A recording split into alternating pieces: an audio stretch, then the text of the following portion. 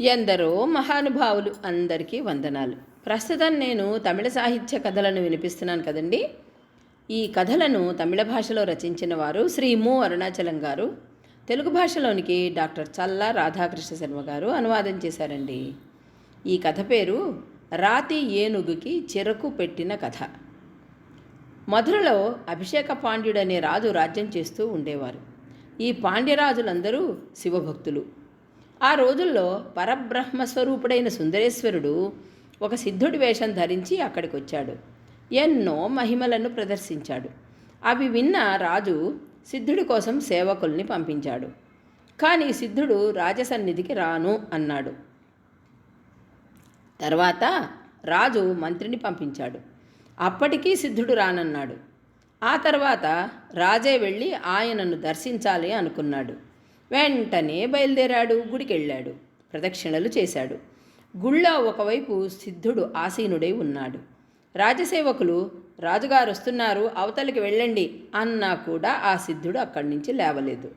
ఇంతలో రాజు దగ్గరికి వచ్చి, స్వామి తమరెవరు, తమకేం కావాలి అని ప్రశ్నించాడు.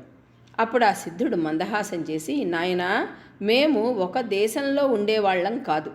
పళ్ళు ఫలాలు తిని మా వంటి వాళ్ళు జీవిస్తారు. రకరకాల అద్భుతాలు ప్రదర్శించి జీవించే సిద్ధుణ్ణి నేను. క్షేత్రాటనం చేస్తూ ఇక్కడికి వచ్చాను.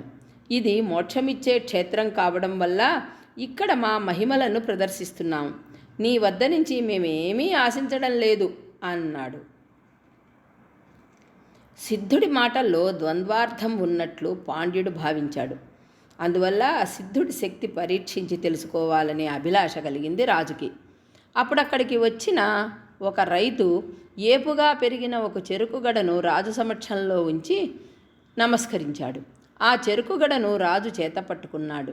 సిద్ధుణ్ణి చూసి, స్వామి తమరు శక్తి సంపన్నులైన సిద్ధులు కదా, ఇక్కడున్న ఈ రాతి ఏనుగు చేత ఈ చెరుకుగడను తినిపించండి చూద్దాం, అప్పుడు మీకేం కావాలన్నా ఇస్తాను అన్నాడు.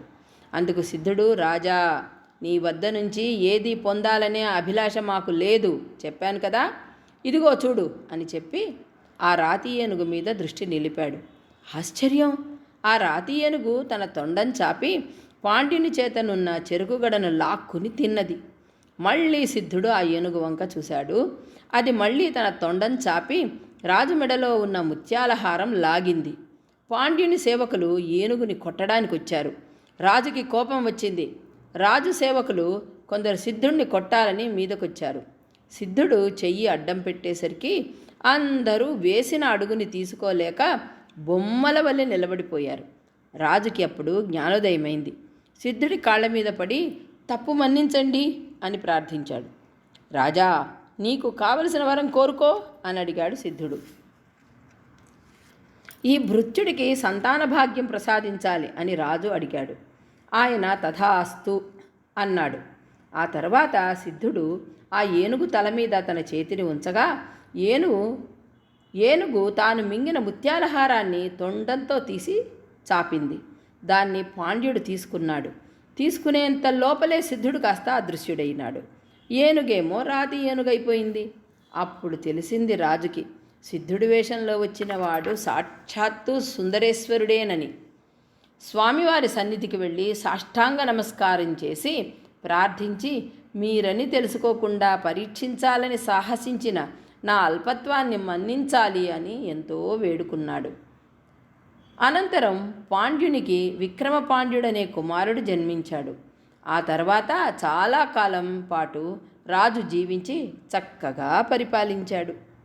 ఇదండి కథ. ఇక్కడితో ఈ పఠనాన్ని ఆపేస్తాను.